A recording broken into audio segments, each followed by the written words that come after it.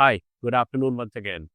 So, if I ask you that what is the rental yield on a residential property in India, so you will tell me close to 3%.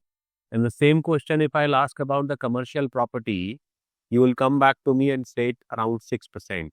But do you know that you can earn a rental yield between 10 to 15% also? But the question arises on what? So it's on your share, in your demat, in your stocks.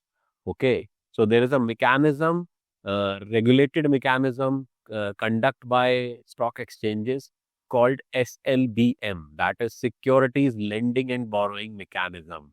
You heard it right. Yes, that you can lend your shares to someone for a month or beyond that also, and the borrower will pay you the rent. Now, the mechanism says that what's in it for a lender. See, a lender is a long-term investor who doesn't bother about the short-term, doldrums of the market. So what happens?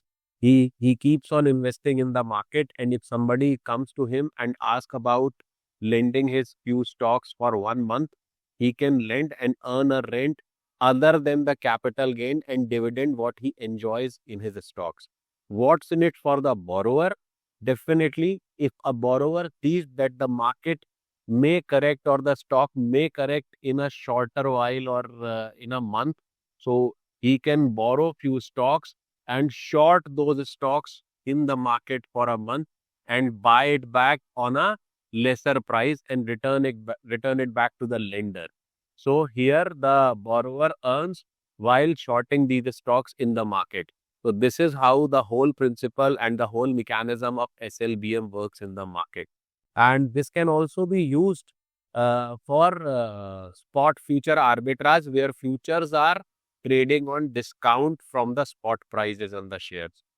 So what do you think about this? Have you heard about this term? Did you previously know about this SLBM facility? So keep commenting in the comment box and tell me about your experience about this facility.